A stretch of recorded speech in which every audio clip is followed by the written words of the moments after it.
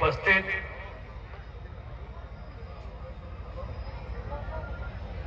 मेरे साथ कॉलेज में पढ़े, राजस्थान से विधायक रहे, पाली गांव के सरपंच रहे भाई अतर सिंह जी, हमारे यहाँ के पूर्व विधायक भाई नगेंद्र भडाना जी, हमारे मुख्यमंत्री जी के राजनीतिक सलाहकार और 2 बार इस जिला भारतीय जनता पार्टी के अध्यक्ष रहे भाई अजय गौड़ जी, फरीदाबाद नगर निगम में मेयर रहे भाई अतर सिंह जी,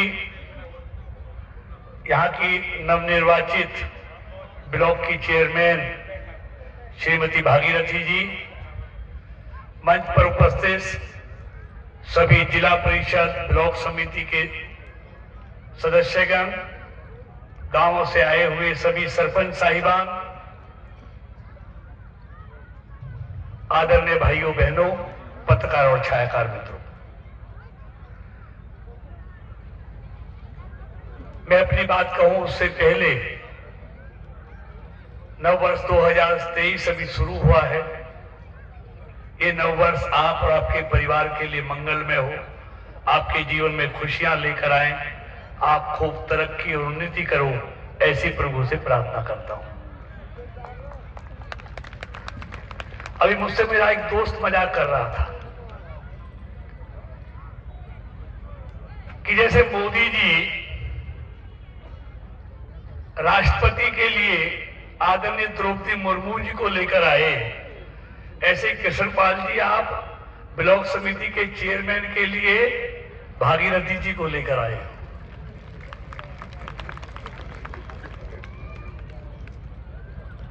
देखिए, सबके अपनी किस्मत के लेख हैं, जिसके लिख दिया उसको मिलता है, सबको सब कुछ नहीं मिलता। मैं किसी की बुराई करने नहीं आया, ना मैं इसमें विश्वास करता हूं,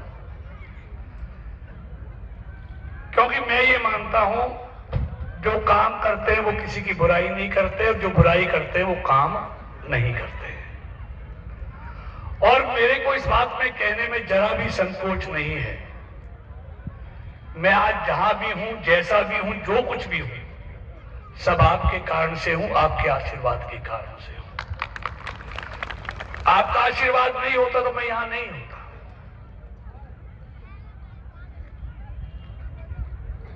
तो इसलिए मैं बहुत कुछ नहीं कहना चाहता।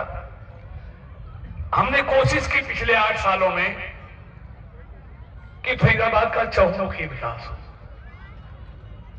फरीदाबाद की कनेक्टिविटी अच्छी हो, फरीदाबाद के लिए बिजली अच्छी हो, पानी अच्छा हो। और हमने 8 सालों में जो कुछ किया है वो मेरे कहने से नहीं, वो दिखता भी है। फरीदाबाद की आज एक कनेक्टिविटी नहीं, तो हाईवे वो आप देखते हैं, फरीदाबाद से चलो तो आप वृंदावन कितनी देर में पहुंचते हो, पलवल भी आपको 2 मिनट लगते हैं। तो वो आप सब देख रहे हैं क्या हालत है, रात में जगमगाता है, जो अंधेरों में डूबा रहता था। अभी दिल्ली बड़ौदा बॉम्बे हाईवे गुड़गांव से निकला, लेकिन मैंने कहा फरीदाबाद को जोड़ना चाहिए, इसलिए डीएनडी से कालंदी कुंज होते हुए आज फरीदाबाद से सीधा आप मिडकोला जाके सीधा आप दिल्ली बड़ौदा बॉम्बे हाईवे से जुड़ जाएंगे।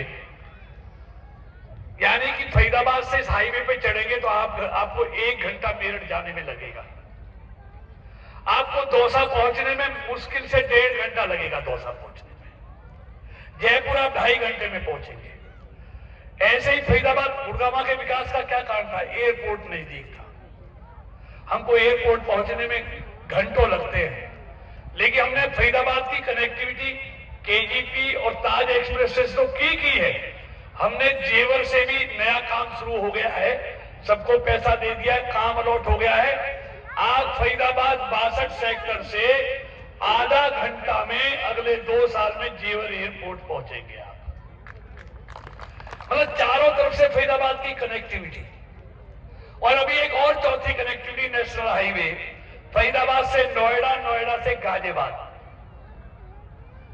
आधा घंटे 25 मिनट में आप बड़गल चौक से आप गाजियाबाद पहुंचेंगे। उसकी डीपीआर का काम शुरू हो गया है। फरीदाबाद को डिविजनल कमिश्नर बनवाना हो, नया एसडीएम ऑफिस फरीदाबाद में इस वर्कल के लिए अलग से बनाना हो, हर विधानसभा में महिला कॉलेज खोलने की बात हो, ग्रेटर फरीदाबाद से जाने के लिए, नोएडा जाने के लिए मझावली पुल की बात हो। अब ऐसे ही काम शुरू कर दिया है हसनपुर में। वहां भी 40-50 साल से मांग थी कि उस एरिया को यूपी से जोड़ा जाए, तो वहां भी उस यमुना पे भी नए पुल का काम शुरू हो गया है। तो पूरा हसनपुर का एरिया भी पूरा यूपी से जुड़ जाएगा। रात में एलईडी लाइटें जलती हैं, 24 घंटे बिजली देने का काम हम लोगों ने किया। हर घर में नल और नल में जल देने का काम हमने पूरे देश में 5 लाख करोड़ से किया। तो ये सारे काम एक तरफ है, लेकिन मैं ईमानदारी से कहना चाहता हूं, जब से इस देश की बागडोर आपने मोदी जी के हाथों में दी है, आज देश में कोई भी मंत्री जेल जाने की बात छोड़ो, मोदी के किसी मंत्री पर कोई घोटाले का आरोप नहीं लग सकता, क्योंकि दशकों के बाद एक मजबूत आदमी के हाथों में देश की बागडोर आई है, जिसका लक्ष्य है, जो हमेशा कहता है देश प्रथम, देश पहले। दूसरे दलों में कहते हैं परिवार पहले। अब परिवार को पहले मानने वाले देश को जोड़ेंगे या देश को नंबर 1 पे मानने वाले देश को जोड़ेंगे? आज देश टूट कहां रहा? कश्मीर से लेकर कन्याकुमारी तक देश अखंड है, एक था, एक रहेगा। कोई दुनिया की ताकत भारत को तोड़ नहीं सकती। अरे जो लोग अपने परिवार को नहीं जोड़ सकते, वो देश को क्या जोड़ेंगे? और हमारी सभ्यता और संस्कृति क्या है? मित्रों, मैं मजाक नहीं करता। आज भारत दुनिया के 5 जो सर्वशक्तिमान देश है उसमें आ गया 11वें स्थान से। और ये मैं नहीं कहता, दुनिया के अर्थशास्त्रियों के लेख पढ़ लो। सारी दुनिया के अर्थशास्त्री कहते हैं कि आने वाले 2027 तक मोदी जी के नेतृत्व में भारत दुनिया की 3 जो सबसे बड़ी शक्तियां होंगी, अमेरिका, चीन और भारत, जर्मनी और जापान को पीछे छोड़ के भारत तीसरे नंबर 3 शक्तियों में से एक होगा। कारण क्या है? कारण एक है, जब दुनिया की अर्थव्यवस्था पटरी से उतर रही है, तब भारत की अर्थव्यवस्था को पटरी पर बनाए रखना, वरना तो लंका जैसा और पाकिस्तान जैसा हाल हो जाता है। इसलिए आज देश आर्थिक तौर पर मजबूत हो रहा है, सांस्कृतिक तौर पर मजबूत होता है।